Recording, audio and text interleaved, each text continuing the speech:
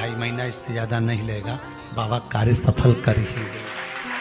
विश्वास रखकर शिव। एक बात श्रेष्ठता में कही गई है, सांप के फन में जहर होता है। बोलो सही है कि गलत है? मधुमक्खी के डंक में जहर होता है। सही है? बिच्छू की पूंछ में जहर होता है।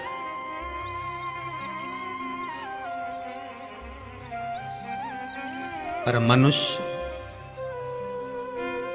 जो छल करने वाला होता है, कपट करने वाला होता है, एक दूसरे को धोखा देने वाला, झूठ बोलने वाला, छल करने वाला जो होता है,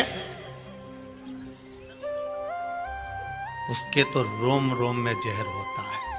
कब कहां से डसेगा मालूम ही नहीं पड़ पाएगा। पर सांप को तो पहचान कर कह दोगे कि यह काटने वाला है। बोलो सही है कि गलत है? बिच्छू को देखकर डर जाओगे कि यह काटने वाला है। मधुमक्खी का डंक देखकर डर जाओगे कि मधुमक्खी काटने वाली है। इंसान को कैसे पहचानोगे कि यह काटने वाला है? मनुष्य को कैसे पहचानोगे कि यह काटेगा?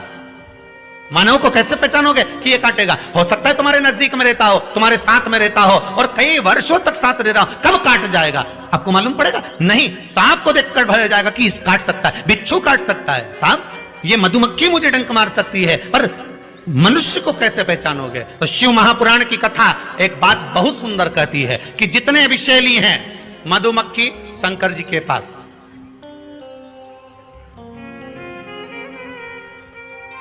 शिव जी का नाम एक धूमवान है। क्या नाम है? धूमवान।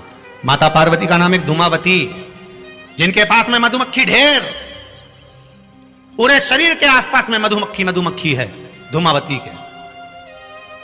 शिव जी के गले में सर्प, वो भी विषैला, कानों में बिच्छू, वो भी विषैला।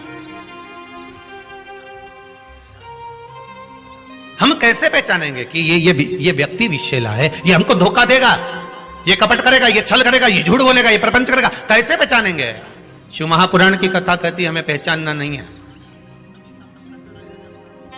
सांप डसेगा, ये उसका काम है। मधुमक्खी काटेगी, डंक मारेगी, ये उसका काम है। बिच्छू डंक मारेगा, ये उसका काम है। और मनुष्य हमको छलेगा, झूठ बोलेगा, कपट करेगा, हमारे साथ धोखा करेगा, ये उसका काम है। पर एक बात याद रखना, सांप का जहर उतारने वाले का नंबर अपने पास रख लो। काटेगा तुरंत उसके पास पहुंच जाना, फोन लगा के मैं आ रहा हूं, काट खाया। बिच्छू काटे, बिच्छू वाले का नंबर अपने पास रख लो, जैसे ही काटे तुरंत उसके पास पहुंच जाओ। मधुमक्खी काटे तुरंत उसके पास पहुंच जाओ। उसी तरह मनुष्य जब काटे तो श्री शिवाय नमस्तुभ्यम मंत्र याद रखना, बस जहर उतर जाए। शिव है, औघड़ी है, दयालु है, दातार है, कृपा का सागर है। महाराज, ऐसा कोई कार्य नहीं जो बाबा नहीं करता है। एक बात अपने ध्यान में रखिएगा, जिस समय पर आपको लगे कि कोई समस्या बहुत बड़ी आके खड़ी हो गई है, और बहुत बड़ी समस्या, और आपकी दृष्टि में लग रहा है कि आपको ये समस्या बहुत बड़ी है, आपकी दृष्टि में आपको ऐसा महसूस हो रहा है कि ये समस्या बहुत बड़ी है और इसका कोई हल नहीं निकल रहा, सब जगह से होकर आ गए, हर जगह जाकर निवेदन कर लिया, विनती कर ली, और वो समस्या आपको लगता है कि बहुत बड़ी है, तो शिव महापुराण की कथा कहती है, महाराज बेलपत्री के पेड़ के नीचे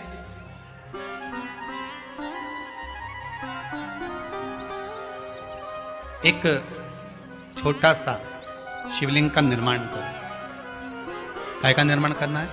शिवलिंग। अब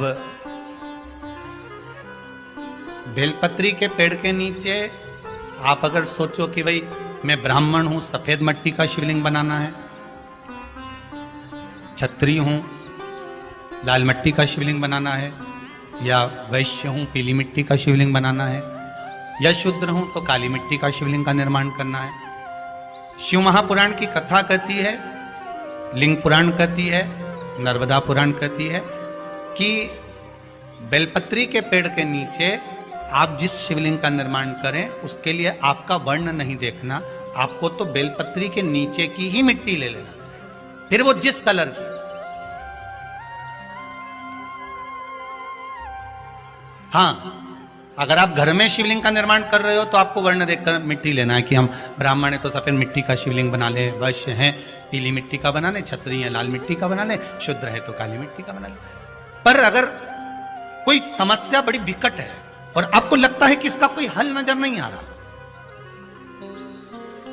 इसका कोई हल ही नहीं दिख रहा है और ऐसा लग रहा है कि ये उलझते जा रही है गुत्थी, अब सुलझना नहीं है, अब उलझते गए और लगे कि अब ये सुलझना नहीं है और अब ये कोई, हमने जितनों को बोला कोई नहीं सुलझा सका, हमने बहुत फोर्स सब लगा लिया। तब एक बेलपत्री के पेड़ के नीचे या तो सोमवार को या सोमवार की अष्टमी पड़े उस दिन या फिर प्रदोष के दिन, प्रदोष काल में, प्रदोष काल शिवलिंग का निर्माण करो।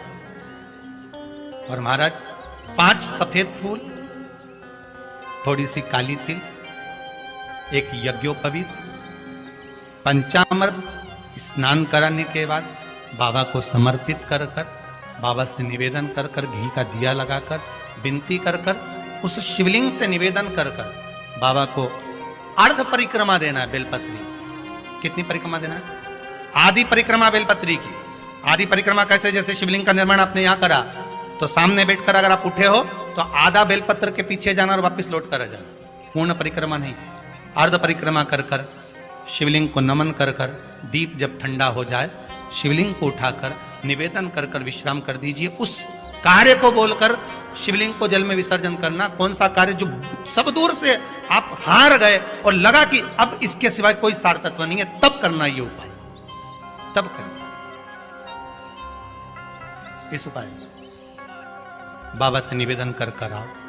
मुझे विश्वास है ज्यादा से ज्यादा अगर समय मेरे बाबा ने लिया ना तो 2 महीना, 1.5 महीना, 2.5 महीना, इससे ज्यादा नहीं लेगा। बाबा कार्य सफल कर ही देगा।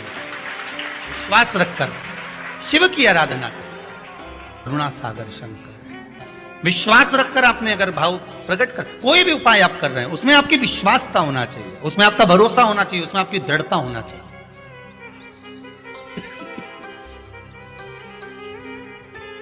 और यदि विश्वास प्रबल है, प्रेम जब अनंत हो गया, रोम रोम संत हो गया। विश्वास जब दृढ़ होता है तब भगवान मिलता जरूर। आपका भरोसा अगर दृढ़ है। शिव महापुराण में वृंदा का चरित्र आता है। जलंधर के जब प्राण छूटते हैं, वृंदा जब रोती है, भगवान से कहती है कि आपने मेरा सात्वित्व डिगा दिया और मैंने आप पर विश्वास करा था।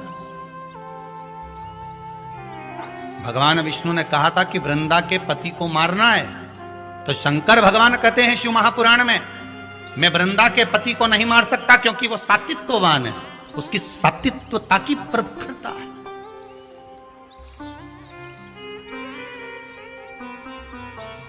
और किसी भी रूप में प्रखरता रहे। अगर आपकी दृढ़ता, आपका विश्वास अगर प्रबल है तो दुनिया में कौन बाल बक्का करेगा। एक माता जी की आदत थी, वो सुबह से उठती थी और जम जम के दरवाजा खोल के चिल्लाना चालू कर देती थी, हर हर, जय हो भोलेनाथ, जय हो कुबेर भंडारी, जय हो महाकाल राजा, जय हो विश्वनाथ, बड़ी कृपा करी प्रभु आपने, बड़ी कृपा करी। खूब चिल्ला चिल्ला के बोले। आने वाले समय में वो एक माइक ले आई, ऐसा माइक लिए और उसने अपने अपने मोहल्ले में 2-3 जगह ऐसे डब्बे रखे ना, इसमें के 2-3 रख दिए घर की छत पे, और वहीं से चिल्लाए जम जम के।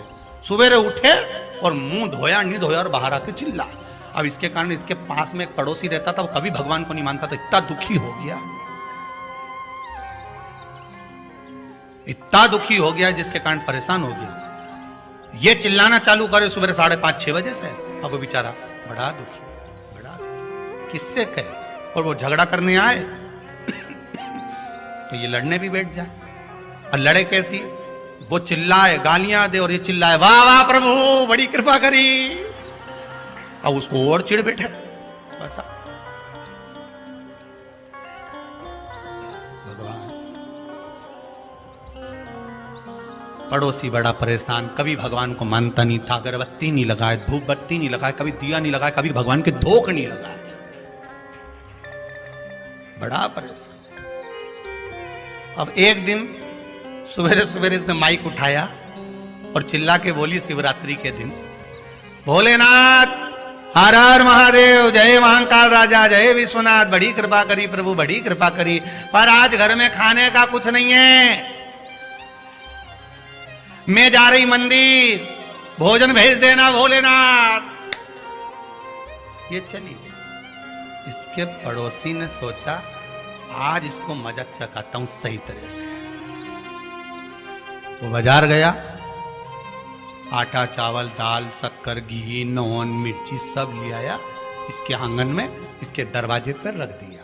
ये आई, इसने अंदर गई, जो देखा तो कहा दाल चावल सब्जी राई नॉन मिर्ची सब रखा था।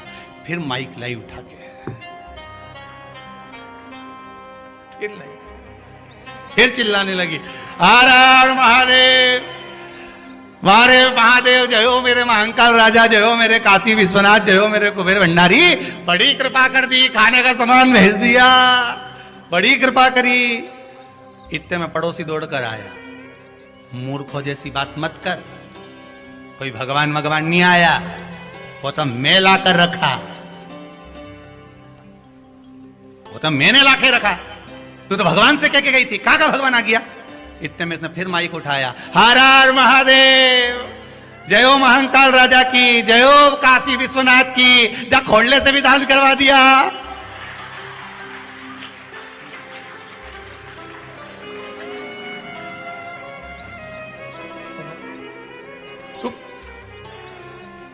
गजब, ये कभी महादेव के नहीं माने, इसे आटा चावल दिलवा दिया, बड़ी गजब कृपा कर, बड़ी गजब।